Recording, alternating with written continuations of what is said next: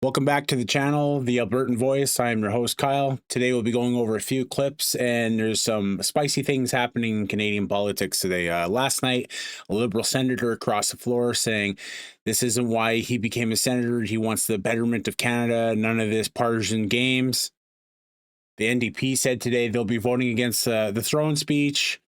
And I'm pretty sure the Conservatives will be voting with them, but the Block's kind of up in the air because they said they want to wait for Carney to be around for a year before they make a decision. But Yves doesn't look like he's very happy with Carney at all, especially with the pipeline talk through Quebec. So they could be changing their mind at any moment on the Thronespeech, whether to vote for or against it. It was supposed to be presented today, but that didn't happen or materialize. So I'm thinking probably Friday. By the latest, we'll see something, and if not, that'll really mix things up here. So I'll get us into our first clips here. It won't be too long of a video like yesterday, but we will get into some things here, and we'll openly talk about it as it gets going here. And at the end, I'll take some comments from you guys. Made some progress. For instance, we have access to the lobby. We've kept our offices. Without official status, the party isn't guaranteed questions during QP, spots on committees, or money for research. To be clear, I didn't deny the request. In the law, 12 members are required to have recognized party status in the House. Yet the party, under interim leader Don Davies of Vancouver Kingsway, believes it has muscle. The minority government has 169 seats and needs 3 for a majority. Any party that has 7 seats obviously has a balance of power. And so I think that we're going to be able to play a profoundly important role this Parliament. And Davies argues an official status exception should be made. It's been done at the provincial level, and 1.2 million people voted for the NDP. In the meantime, look for Jenny Kwan to help navigate this unofficial world. The newly elected MP from Vancouver East knows what it's like to lose status. She was one of only 2 MLAs left when the BC NDP was nearly wiped out in 2001. She has been here before. She knows what it takes to get through a session of a legislature or a parliament without official party status. And of course, some years later, the NDP provincially came back and has formed government. So they do have experience on their benches on how to deal with this situation. And look for the party to keep pushing for official perks as it vows to hold the government to account. St. John Alexander, CTV News, Vancouver. Okay. We will get into our next clip here. We'll watch Andrewsheer. We'll watch Andrewsheer and Mark Carney joust for a few minutes here, and then our last clip we'll watch on Melanie Jolie fumble all over her words on tariffs in front of the media.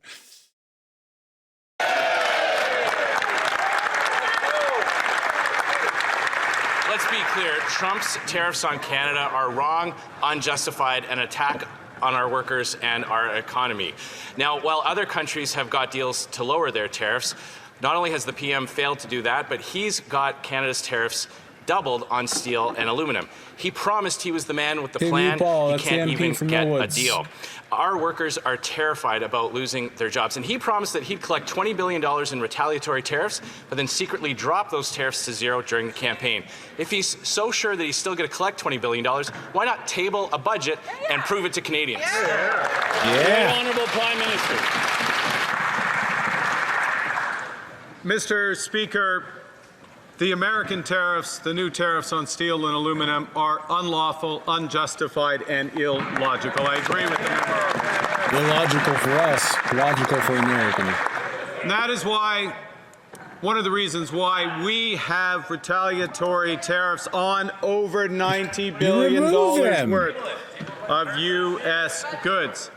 We are in intensive negotiations with the Americans and in parallel preparing reprisals if those negotiations do not succeed. The Honourable Leader of the Opposition. Well, one way to deal with the Americans is from a position of strength. But now the Prime Minister is saying that he won't even approve a new pipeline unless there is consensus. This is already unraveling. The radical BC Premier says no pipeline through his province. And there's not even consensus in the Liberal cabinet, with top ministers committed to killing oil and gas projects. The vast majority of Canadians don't want to give a veto to politicians. They want to be less dependent on the Americans and to earn more powerful paychecks projects from selling our oil and gas around the world. Will the Prime Minister show some leadership and commit to approving a pipeline today? The Right Honourable Prime Minister. Mr. Speaker, Canadians from Shawinigan to Saskatoon and the premiers and Prime Minister that represent them have agreed on the importance of building projects of national interest. The consensus that's required includes a consensus with Indigenous peoples, something that the members opposite do not want. We will stand with Indigenous Canadians. We will build Which is a cute way of saying we ain't building nothing. The Honourable Leader of the Opposition.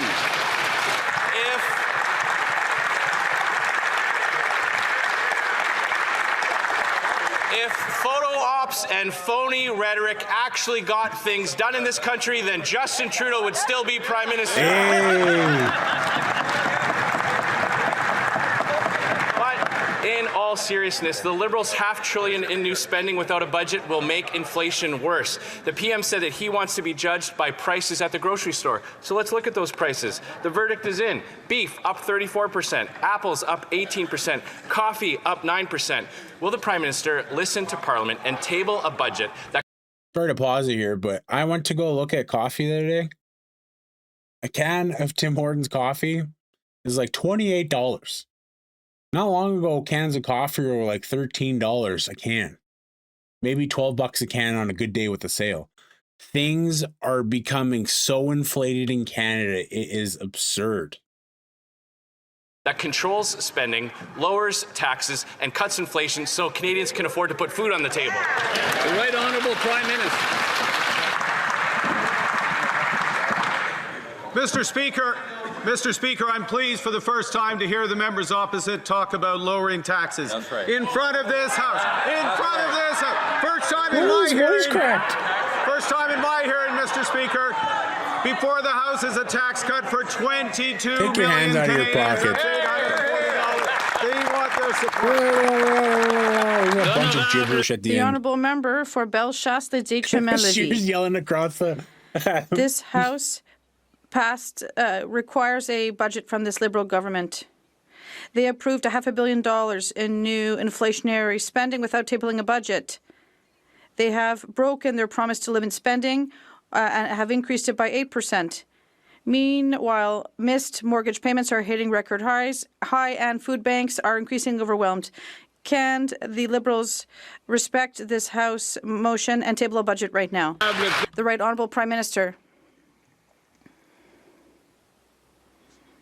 Mr. Speaker, the bill that is before this House is one that will reduce taxes for the middle class. For 22 million Canadians. $32 a month is not reducing nothing. We need to get into hundreds of dollars. I'm talking at least $500 a month. Now we're talking. Member for Belfast, Lévis.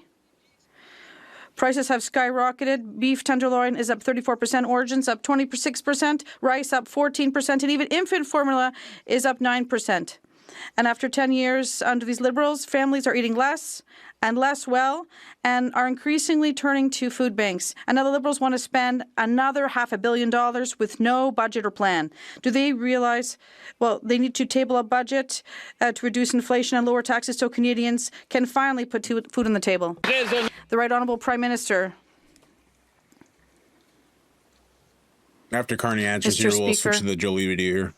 What is before this House is an increase in transfers for health of 5%. What are you smiling about? Spending for supporting seniors. We have to vote for this.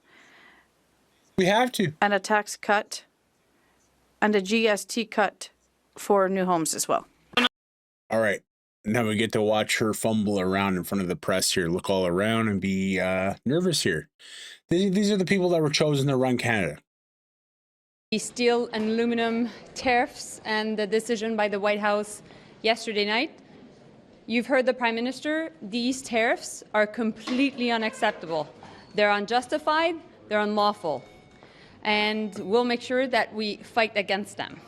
Meanwhile, I've been in close contact with lots of CEOs, at least 10 of them, from the steel and aluminum sectors yesterday night and this morning. You didn't write their names down? Major labor organizations from Unifor to steelworkers or la FTQ. It shows you're doing your job when you can name those CEOs' names. Oh, blah, blah, blah. I could say that too. I spoke to the CEOs of the steel companies last night. They said things will be great. You know what? No one fact checks you. You can ramble on about whatever you want. We know that people are anxious, and we know that lots of communities are impacted by these tariffs. That's why what we're doing right now is we'll continue to fight against them. We'll make sure also that we continue to negotiate with the Americans a security and trade partnership. The Prime Minister had alluded to that earlier today, and at the same time, Dominic LeBlanc, the Minister of the U.S.-Canada Trade, was in Washington yesterday. And finally, we know that, meanwhile, what we need to do here in Canada is we need to build. We need to create jobs in the country. We need to make sure that ultimately we create a very strong domestic market and we create jobs. And that's what we'll do. We'll make sure to do that through major projects, major infrastructure projects. What major projects would these be, Melanie? Yves already said he doesn't want no pipeline coming through Quebec. What major pipeline are we going to build to where? Without Quebec having their say in it. And you're talking about carbon capture oil. Oil is carbon. That's what it's made from. And we will do that also investing in our defense sector, creating jobs here at home. That, of course, will have an impact on the steel and aluminum workers. I will be taking your questions, but before, allow me to say this in French. So, there's lots of noise here in Parliament, lots of action. First time you actually had to do your job. On recommence. Donc, il va de soi que les tarifs qui ont été annoncés par la Maison-Blanche hier sont complètement inacceptables. Ils sont injustifiés et ils sont illégaux. Alors, nous allons continuer à aussi les métallos et également un partenariat de faire en sorte de se battre pour le job au Canada. C'est pour ça qu'on a plusieurs grands projets au même moment. With the idea of what about the idea of and by the way, it was Minister Champagne making all that noise. You said it, I didn't say it. What about I recognize the voice. The concept of dollar for dollar retaliatory tariffs? At one point in the campaign, the leader Mark Carney was talking about that. Why not dollar for dollar tariffs today? So I don't know if it was you or somebody else asked him already the question. It is an important question. We have had really strong counter tariffs against the Americans already. With China and now newly Mexico, we've imposed important counter tariffs. We will make sure that we impose maximum pain to the U.S. while having minimum pain, minimum impact to Canadians. We are looking at different scenarios right now. Just regurgitating talking points we've been saying the last month. But we need a bit more time right now, not too long. But of course, what is fundamental is we need to make sure that in everything we do, we're able to get to the best deal with the Americans, but at the same time that we're able to create and protect jobs here in the country. Have you ever seen that movie before? Steel producers say that. Steel producers say that fast-tracking infrastructure projects is a medium-term fix, not a short-term one, and we need something done immediately. They suggested that's a very good question. Hiking tariffs on China as a result and other unfair traders. No, that's a very good question. Why? Because that's exactly what lots of CEOs have said, because obviously lots of companies will have to decide what they do. You know how much more respectable you are, and you look way more professional when you can name these CEOs' names. Not just say CEOs. Laziness to the maximum extent. In their coming weeks. Tomorrow is Steel Day on the Hill. I will be meeting with the heads of many steel organizations here in the country. Yesterday, the Prime Minister and I had a meeting with the global CEO of ArcelorMittal, who owns the ArcelorMittal Dofasco steel in Hamilton, and also the Countertarrif plant in Quebec. these were exactly the conversations. How can we make sure that we protect jobs? How we make sure that we protect investments? And how can we be in solution mode at the government level? So I'm willing to have these conversations with these decision makers, because we need to make sure to be there as a government to ultimately protect the jobs. Yeah, they have no idea what they're doing when it comes to tariffs. They're talking out their butts, blowing smoke. They can't even name any CEOs who they've been talking to, so I highly doubt Melanie Jolie's been speaking to any CEOs. Right now, the only thing they're worried about is that vote coming in the next few days on the Thronespeech. They don't care about Canadians. That's what their whole focus is.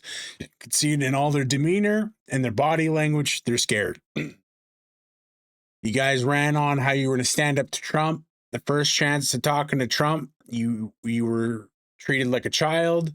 You were sent home with no deal on tariffs. And then everything after that has just been an excuse. And then it went from getting bills passed by Canada Day to getting them presented on Canada Day. It's just a moving of the goalposts at every chance these Liberals get. It's not right for Canadians. We pay you to do a job for us. It's time for us to get our invested money back in you guys and get what Canadians deserve, which is programs that actually help Canadians, poor Canadians, people that are suffering. We need to actually develop these resources. If Quebec's not on board, we got to figure out something with the states and how to bypass them to Tidewater. Something needs to happen. Canada's been held back for 10 years, and it's time for us to become who we're truly meant to be and stand in the sun with these other superpowers. If you guys liked the video, like it. If you didn't like it, dislike it. It really helps the algorithm if you like and share. This is the Albertan Voice. I'm your host, Kyle. Thank you for coming by, and I will catch you guys tomorrow.